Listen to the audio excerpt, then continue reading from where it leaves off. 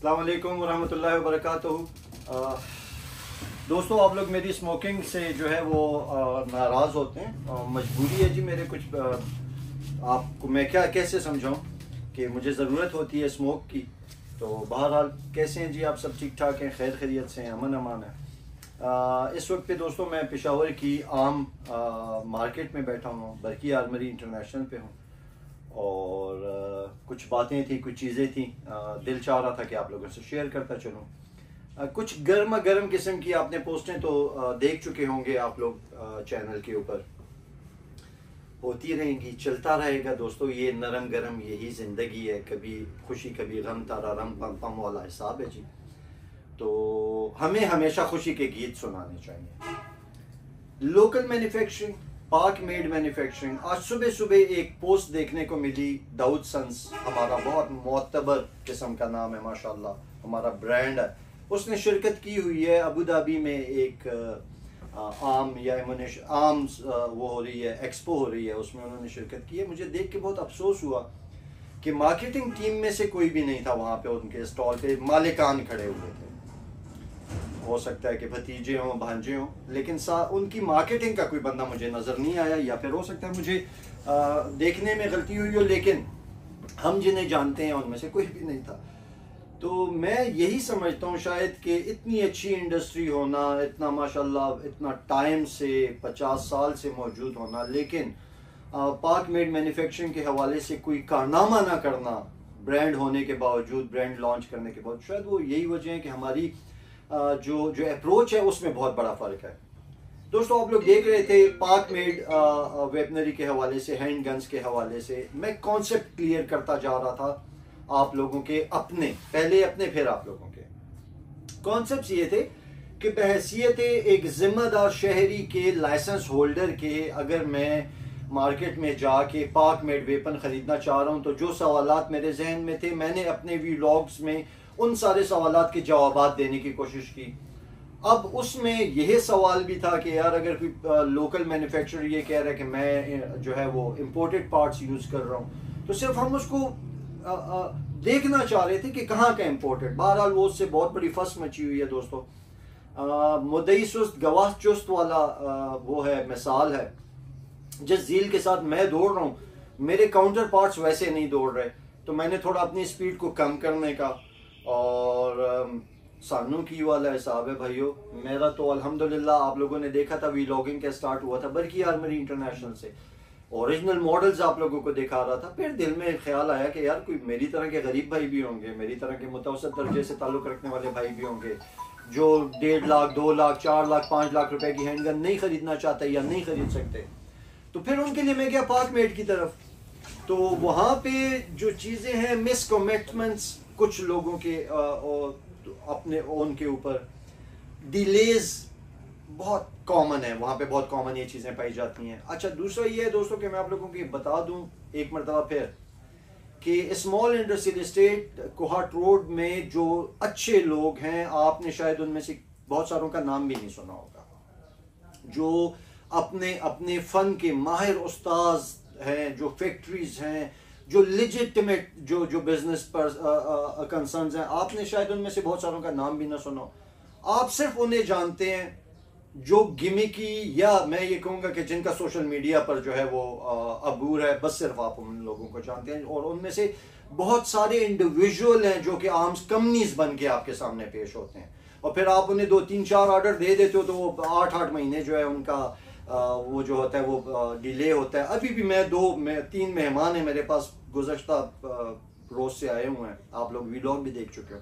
वो अपना एक पाक मेड वेपन लेने आए थे दोस्तों, जो कि उन्हें नहीं मिल सका, डिलेड है। अच्छा, तो फिर there is always a plan B. ठीक है जी, प्लान बी तो मैं रखता हूँ मेरे जहन में। जो चीज़ जो रास्ता समझ आती है कि अगर पाक मेड में डिलेज हैं, अगर पाक मेड में एम्बिग्विटीज़ हैं, अगर वहाँ पे कोई चीज़ शक व शुबा की तरफ जाती है और एक बंदा नहीं अपने जहन को शक व शुबे में मुब्तला करना चाहता और क्लियर रखना चाहता है, तो फिर हमारे पास जो है तो वो क्या चॉइस रहती है, थोड़ी कम कीमत में लेकिन क्वालिटी में कोई कंप्रोमाइज़ ना हो, तो वो फिर दोस्तों मैं आप लोगों को बल्कि आर्मरी के प्लेटफॉर्म से बहुत सारी जो है वो आर्सेनल आप लोगों को दिखा चुका हूँ, लेकिन मेरी सुई कम कीमत में, क्वालिटी में कभी भी मेड इन टर्किश पे आकर नहीं ठहरती है। मैं हमेशा से फिर कायल होता हूँ तो नोरेंको की किसी न किसी प्रोडक्ट का जो है वो मैं पहले आप लोगों को बताता चलूँ। ब्रांड न्यू पिस्टल है, मैगजीन भी बाहर है, चैम्बर पहले चेक हो चुका है जी, हम एक कंट्रोल्ड एटमॉस्फेयर में बैठे हुए हैं और ये बिल्कुल जो है इनके मतलब इन पे अभी तक इनकी जो कारतूस हैं, राउंड्स हैं, उनसे बहुत दूर हैं। तो दोस्तों ये वाले मॉडल्स जो हैं इसमें दो प्रोमिनेंट मॉडल आते हैं साइज के डिफरेंस के साथ। एक NP22 है, एक जो है NP34 है, and this one is NP22, ये जो है NP34 है। अब यहाँ पे अगर आप लोग देख सकें तो इन दोनों की सिर्फ आपको ये फर्क नजर आएगा, दोनों की स्लाइड में ये डिफरेंस है। मैं यूं करके आप लोगों को दिखा देता हूँ, आप लोग देखिए सिर्फ थोड़ा सा 1 इंच का लेंथ का जो है वो फर्क है। बाकी इन दोनों पिस्टल्स की हाइट का, इन दोनों पिस्टल्स की विड्थ का कोई डिफरेंस नहीं है। दोस्तों ये वो मॉडल्स हैं जिनकी परफॉर्मेंस गुज़श्ता 40-50 साल से डिफरेंट उसके ऊपर नामों के साथ जो है वो चेक होती आ रही है और चेक हो रही है। और ये लाइक किस तरह चलते हैं, जिस तरह आप कहें कि वो मिसाल के तौर पे जैसे कहते हैं इस तरह चलता है जिस तरह पानी बहता है, ठीक है जी। इनके साथ आपको जो लोड रखना है, इनके साथ आपको जो राउंड्स रखने हैं, नोरेंको के राउंड्स भी यूज़ कर सकते हैं, टर्किश राउंड्स भी यूज़ कर सकते हैं, लोकल आर नॉट एडवाइज्ड, ठीक है जी।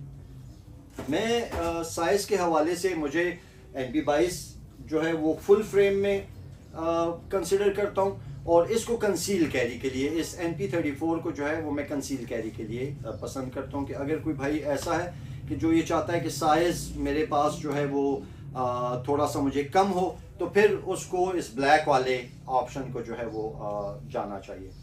अब दोस्तों इनकी जो प्राइस रेंज है उस प्राइस रेंज से 20-30 हज़ार रुपये कम करके तो वो पाक मेड वाला स्मिथ एंड वेसन की बैरल और साथ में ओरिजिनल मैगजीन्स और वो चीज़ बनती है, जबकि टर्किश में कुछ नहीं आता, ठीक है। फिर रशियन में हम जाते हैं तो इससे थोड़ा सा ऊपर करके हमें मकारोफ मिलता है 442, बेकाल 442। तो मतलब मैं ये कह सकता हूँ कि अगर हम किसी इम्पोर्टेड क्वालिटी वेपन की कम कीमत में बात करते हैं तो हमारे पास सिर्फ नोरेंको के NP सीरीज़ है। और इसके साथ साथ जो है तो CF98 में इसलिए आपको नहीं दिखा रहा कि CF98 लोग वो कहते हैं घर की मुर्गी दाल बराबर, सबसे पहला आने वाला मॉडल था, लोगों ने बहुत ज़्यादा देखा हुआ पसंद नहीं करते हैं। हालांकि मैं कल भी एक भाई को कह रहा था कि जो CF98 का जो ब्रांड न्यू अब जो मॉडल्स आए हैं उनकी फिनिश, उनकी फिट एंड फिनिश और उनका एर्गोनॉमिक्स इस तरह की है कि अच्छा लगता है बंदे को हाथ में। अच्छा दोस्तों, अब इसके प्राइस फैक्टर के ऊपर आते हैं कि इनका प्राइस फैक्टर क्या है। 1,20,000 रुपये से लेके 1,30,000-35,000 रुपये में ये फॉल करते हैं जी ये दोनों। इसमें हो सकता है कि ये थोड़ा सा ज़रा महंगा आता है, मतलब 1,30-35 में इसकी प्राइस जो है वो ज़्यादा मार्केट में ज़्यादा होने की वजह से इसकी प्राइस इससे थोड़ी सी कम है। और बल्कि आर्मरी इंटरनेशनल के अलावा भी आपको कराची में, मुल्तान में, सियालकोट में, हर जगह पर जो है ये मॉडल ऑथोराइज्ड डीलर्स के पास आपको मिल जाएगा। और मैंने आज तक इसकी परफॉर्मेंस के हवाले से ना मैंने कोई गिला सुना है जी, और ना मैंने नेट पे या किसी भी जगह पे मुझे कोई जो है वो इसका समझ आया। आखिरी सवाल आप लोग करेंगे इसकी बैरल लाइफ के हवाले से। दोस्तों जब हम लोग एक 1045 की बैरल जो है पाक मेड की, वो जब हम लोग 5-10 हज़ार राउंड्स के लिए हम लोग उसको वो करते हैं, रिकमेंड करते हैं, तो ये बहुत अच्छी हैं 10-20 हज़ार राउंड्स के लिए, ओरिजिनल या इम्पोर्टेड राउंड्स आपने इसके ऊपर चलाने हैं। और दोस्तों इसके अंदर जो होता है डीकॉकिंग का फंक्शन भी होता है। सेफ्टीज़ में आप लोगों को बताता चलूँ, ये इसका डीकॉकर है, ये दबाने से फायरिंग पिन को हिट किए बगैर जो है ये डीकॉक हो जाता है। और मैंने इसको डीकॉक होते हुए किसी भी जगह पे मैंने कोई ऐसा इंसिडेंट नहीं सुना, लेकिन मेरी तरफ से रिकमेंडेशन ये होगी कि इसको जो है वो चैम्बर लोड आप अपने पास न रखें, ठीक है दोस्तों। ये जो खुदा ना खासा ज़रूरत का वक्त पड़ने के ऊपर इसको जो ये रैक करना होता है ना, और ये जो आवाज़ है तो बहुत सारे मौकों के ऊपर सिर्फ ये कॉक करना और इसकी ये आवाज़ भी जो है वो अपना मकसद हासिल हो जाता है बंदे को। फायर तो बहुत बड़ी बात है कि आपको किसी सिचुएशन में फायर करना पड़े। ये जो एक्शन था ना, आतिफ भाई देखें, मैं बहुत बेसिक उसके ऊपर मैंने बहुत स्टार्ट के दिनों में ये बात की थी कि मुझे रबाब बजाने का शौक है, खरीद के ला भी सकता हूँ, बजा नहीं सकता हूँ। तो ये तो हमने बहुत पहले कहा था कि जो भी बंदा इसको हाथ में पकड़ेगा, ठीक है जी, तो वो उसको इस कदर इक्विप्ड होना चाहिए कि इसका ज़रूरत के टाइम पे मुअस्सर इस्तेमाल कर सके। उस दिन भी मैंने एक वीलॉग के स्टार्ट में ये कहा था कि अपनी मसल मेमोरी आप लोगों ने डेवलप करनी है। क्या मसल मेमोरी डेवलप करनी है कि जब कभी आपके पास कोई भी पिस्टल आया, आपने सबसे पहले ऑटोमेटिकली उसके अंदर से उसकी मैगजीन निकाली, उसके बाद आपने उसको कम से कम 3 दफा कॉक किया। जरूरत नहीं है 3 दफा कॉक करने की, आपने फर्स्ट टाइम किया तो आपने चैम्बर देख लिया, लेकिन अगर ये आपकी मसल मेमोरी बन गई तो कुछ ऐसे पिस्टल्स हैं जिनको कंसील होती है, जिनकी चैम्बर आपको नजर नहीं आता, जैसे मकर होकर, ठीक है, कंसील्ड है। हाँ, तो ये पहली दफा के ऊपर आपने रैक किया, हो सकता है कि लाइव राउंड हो इसके अंदर, इसके इजेक्टर से मिस हो गया, दूसरी दफा के ऊपर भी मिस हो गया, तो तीसरी दफे पर उसने निकलना ये आपको अंदाजा हो गया कि आवाज तो इस तरह आ रही है जैसे चैम्बर लोड पिस्टल की आवाज आती है, ठीक है।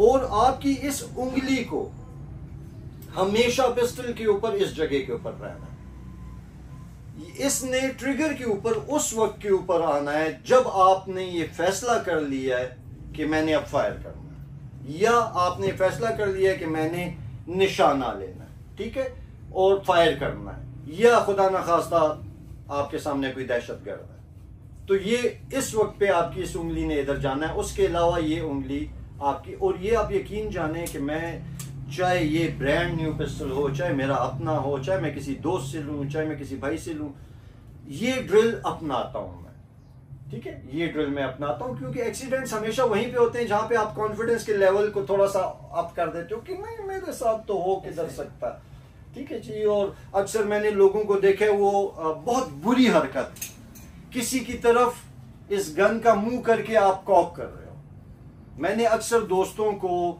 गपशप में ये हरकत करते हुए देखा। इसके 2 रीजन है, किसी को आप पॉइंट करते हो, फॉर एग्जांपल एक बंदा है कहते कि मैं 100% श्योर हूँ कि गन एम्प्टी है, मैं पॉइंट कर रहा हूँ, एटलीस्ट इतना तो फर्क कीजिए, मतलब एक बंदे के सामने आपने पॉइंट किया, वो तो डिस्कम्फर्ट होगा ना।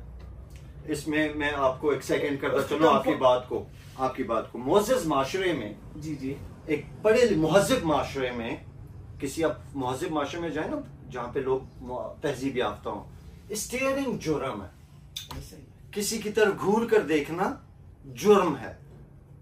आपके सामने कोई लड़की बैठ गई और आप उसको देख रहे हो तो वो रिपोर्ट कर सकती है, आप स्टेयरिंग पूछेगी क्या कोई बात है, कोई काम है मुझसे, ठीक है। यहाँ पे स्टेयरिंग जुर्म नहीं समझा जाता, एक औरत निकलती है तो जब तक वो गुजर नहीं जाती हम उसकी ताक़ुब करते हैं। इसी तरह पॉइंट करना भी जो है बड़ी मायूब हरकत है, आप सिर्फ उंगली से भी किसी की तरफ अगर इशारा कर रहे हैं ना कि वो, हम इसे मायूब समझते हैं, जैसे ओए आवाज देना, या मेरी आदत है मैं मुड़ कर नहीं देखता हूं, कोई मुझे अगर पीछे से आवाज भी देना तो मैं गर्दन नहीं मोड़ सकता हूं, मेरी एक मजबूरी है।